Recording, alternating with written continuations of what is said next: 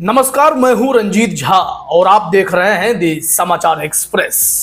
Viral video की घटना पर दर्ज हुए एफआईआर के बाद नीतीश कुमार के चहेते और मोदी सरकार में मंत्री ललन सिंह सफाई देते फिर रहे हैं कि उनका यह वीडियो अधूरा है और आरजेडी ने जानबूझकर इसे भ्रामक तरीके से फैला दिया है। लेकिन इस बीच चुनाव आयोग एक और जहां उनसे जवाब मांग रहा है कि आपने इस तरीके का वीडियो में बयान क्यों दिया है, तो दूसरी तरफ मोदी जी की पार्टी ने उसी मंत्री जी के संसदीय क्षेत्र में आखिरी दिन बड़ा खेल कर दिया।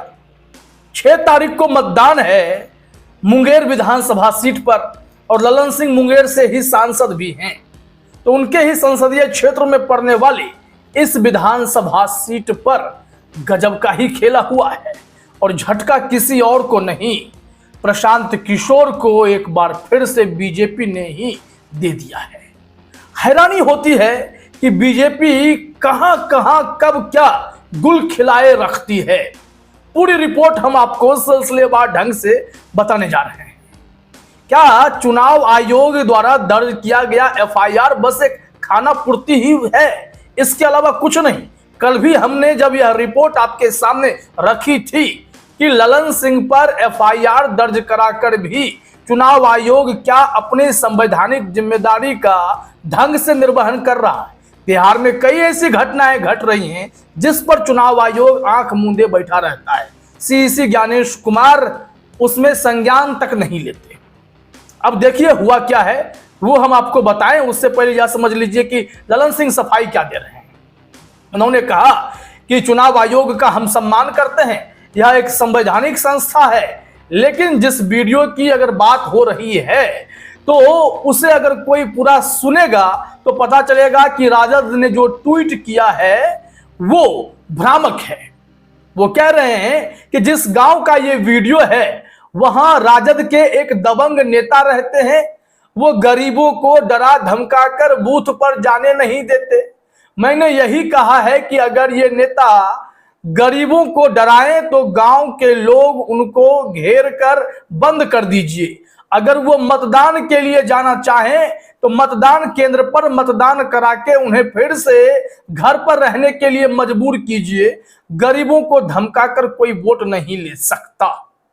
लेकिन सबसे बड़ा सवाल ललन सिंह जी के लिए यही है कि आप जिनके लिए वोट मांगने जा रहे हैं, क्या वो संत हैं? क्या अनंत सिंह पर क्या मर्डर का कोई केस नहीं है?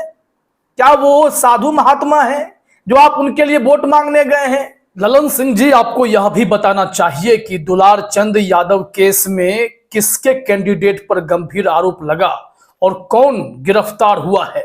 क्या वो दूध के धुले हुए हैं? अनंत सिंह को आप साधु महात्मा का तमगा दे रहे हैं, तभी तो आप चुनाव प्रचार करने जा रहे हैं। और चुनाव प्रचार में भी अगर यह कहा जा रहा है कि विरोधियों को घर में बंद कर देना है, विरोधी नेता को, तो फिर इसका असर किस पर होगा? इसका जवाब ललन सिंह क्या देंगे? वो तो जनता से कह रहे हैं कि हर एक वोटर अनंत सिंह बन जाइए। क्या हर किसी को दबंग और बाहुबली बनने के लिए वो कह रहे हैं? तो हम सबों का दायित्व है कि एक एक व्यक्ति अनंत सिंह बन के चुनाव लड़े।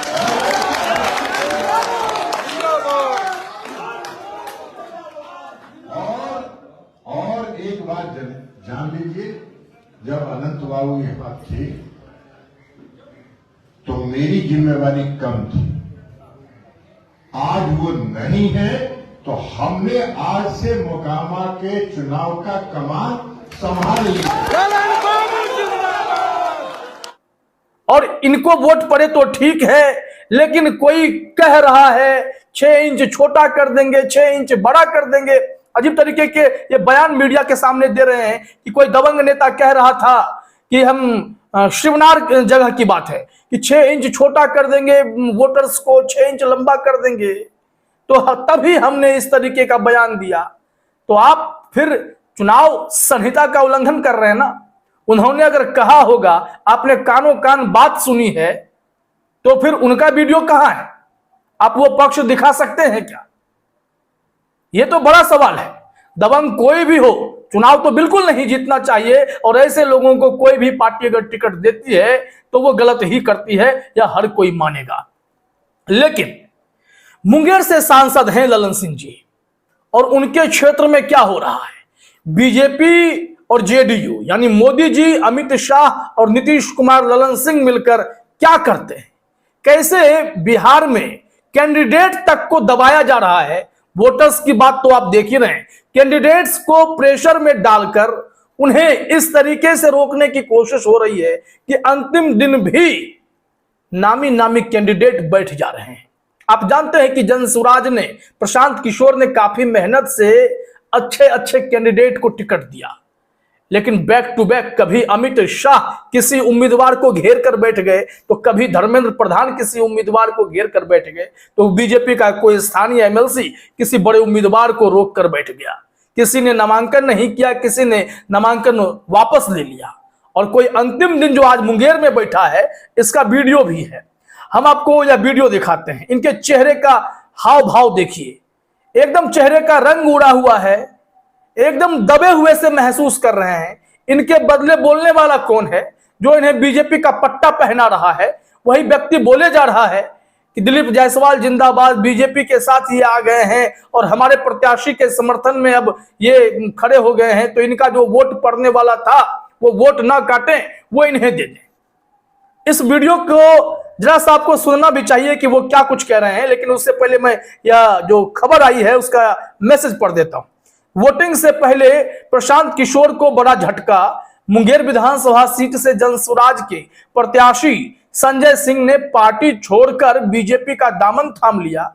बीजेपी में शामिल होने के बाद संजय सिंह ने कहा कि उन्होंने यह फैसला राज्य के विकास और स्थिर सरकार के हित में लिया है।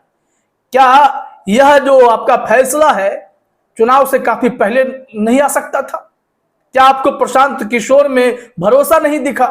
और एनडीए पर आस्था व्यक्त करते हुए जनसुराज के मजबूत प्रत्याशी और इस क्षेत्र के सबसे कद्दावर नेताओं में से इस धानुक समाज के, और समझ लीजिए कि एनडीए गठबंधन के सबसे मजबूत नेता के रूप में हमारे साथ कुमार प्रणय जो भाजपा के प्रत्याशी हैं, उनको समर्थन करने के लिए और एनडीए की विकास की यात्रा को निरंतर आगे बढ़ाने के लिए इन्होंने आज भारतीय जनता पार्टी की सदस्यता ग्रहण की है। और आगे हम सब मिलकर मुंगेर के विकास को और भारतीय जनता पार्टी के साथ, एनडीए गठबंधन के साथ पूरे राज्य और मुंगेर के विकास के लिए काम करेंगे। हम सब इनका स्वागत और अभिनंदन भारतीय जनता पार्टी परिवार में कर रहे हैं, और हम चाहते हैं इनके साथ जो भी लोग आए हैं वो भी इनका अभिनंदन करें। अब आप लोग एक दूसरे गले मिल लीजिए, एक बार चलिए गले मिलिए। चलिए। ओम पार्वती पता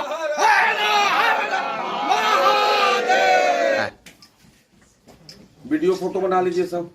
भारत माता की एनडीए गठबंधन जिंदाबाद जिंदाबाद जिंदाबाद, नीतीश कुमार जिंदाबाद जिंदाबाद जिंदाबाद, नरेंद्र मोदी जिंदाबाद जिंदाबाद।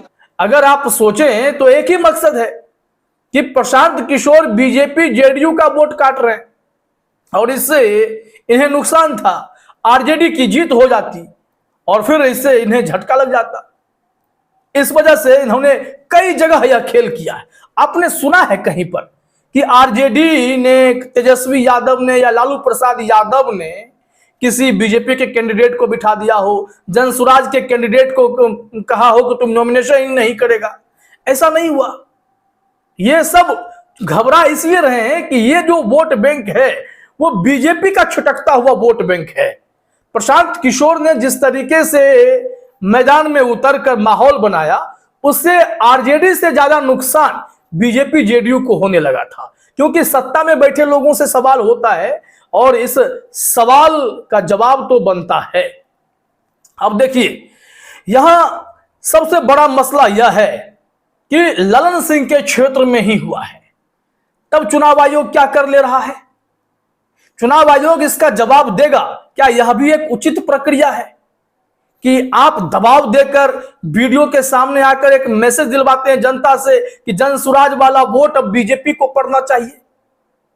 क्या यह मैसेज देने की कोशिश है कि प्रशांत किशोर बीजेपी की बी टीम के तौर पर ही काम करते रहे, और जब बीजेपी को खतरा महसूस होने लगा कि भाई इनके वोट से टेंशन है, तो इन्होंने इनको आखिरी समय में भी अपने पाले में करना शुरू कर दिया, मजबूरी जो भी रही हो? प्रशांत किशोर ने कहा था ना कि आप ही बताइए कि अगर देश का गृह मंत्री खुद किसी उम्मीदवार के पास आकर बैठ जाए, उसे अपने पास बिठा ले और उसे मजबूर कर दे कि तुम नॉमिनेशन करने नहीं जाओगे, तो फिर वो डर से क्या करेगा? उसे व्यवसाय भी करना है और समाज में भी रहना है, तो गृह मंत्री से उलझकर क्या करेगा? धर्मेंद्र प्रधान किसी के घर पर बैठ जाएंगे, केंद्रीय मंत्री इतना बड़ा नेता, तो फिर वो उम्मीदवार क्या करेगा? किसी को अगर आप मजबूर कर देंगे तो यह भी आचार संहिता का उल्लंघन है। चाहे वोटर्स हो चाहे कैंडिडेट हो, भय मुक्त होकर अगर लोकतंत्र में हिस्सेदारी नहीं दिखाएंगे और उसे कोई डराने धमकाने की कोशिश करेगा तो यह भी आचार संहिता का उल्लंघन माना जाएगा और चुनाव आयोग देखता रहेगा। इस वजह से हमने कहा कि ललन सिंह पर एफआईआर का मसला चाहे जो भी रहा हो, लेकिन चुनाव आयोग धृतराष्ट्र अभी भी बना हुआ है। हल्की आंखें खुलती हैं वहीं खुलती हैं, जिससे जन सरोकार कुछ ज्यादा तो जुड़ा नहीं है, लेकिन वोट बैंक किस हिसाब से नीतीश कुमार के पाले में, बीजेपी के पाले में जाएगा। बीच चुनाव में ऑनगोइंग स्कीम के नाम पर 10-10 हजार रुपए इंडिविजुअली हर किसी के खाते में जाकर वोट लेने की कोशिश होगी। इन सारी प्रक्रियाओं पर चुनाव आयोग चाहता तो रोक लगा सकता था, लेकिन उसने रोक नहीं लगाई, कुछ किया ही नहीं। तो सवाल तो उठेंगे ना। अब आप ही सोचिए कि एक तो यह घोषणा जो हुई थी पैसे देने की, वो चुनाव से ठीक पहले हुई थी और उसके बाद ताबड़तोड़ यह पैसा देना शुरू कर दिया गया। मैं कहीं इंटरव्यू देख रहा था पूर्व सीईसी SY कुरैशी की, उन्होंने कहा कि जब सामूहिक तौर पर कोई ऑनगोइंग स्कीम होती है, कोई योजना चल रही होती है, उसे नहीं रोका जाता है। जैसे कहीं सड़क बन रहा है, कहीं हाईवे बन रहा है, कहीं पुल बन रहा है, तो वो फिर ठीक है, उसका काम चलता रहेगा, उसका पैसा रोका नहीं जाएगा। लेकिन जब इंडिविजुअली किसी के खाते में अचानक से पैसे देने की घोषणा हुई और इंडिविजुअली हर महिला के खाते में पैसा जा रहा है, तो यह मॉडल कोड ऑफ कंडक्ट का साफ तौर पर उल्लंघन माना जाएगा। यह तो कमाल का खेल है। अब ऐसे में चुनाव आयोग को यहां भी ध्यान देना चाहिए था। इसलिए हमने कहा कि ये तंत्र का किस हिसाब से दुरुपयोग होता है आप देख रहे हैं। कहीं उम्मीदवार को डराया जाता है, धमकाया जाता है, उन्हें रोका जाता है। प्रशांत किशोर इसके सबसे ज्यादा शिकार हो गए। इनके अच्छे अच्छे कैंडिडेट बिठा दिए गए।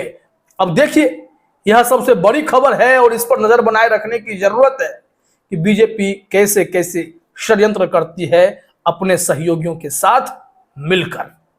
फिलहाल इस वीडियो में इतना ही। आप तमाम साथियों का हमसे जुड़ने के लिए बहुत बहुत धन्यवाद, शुक्रिया।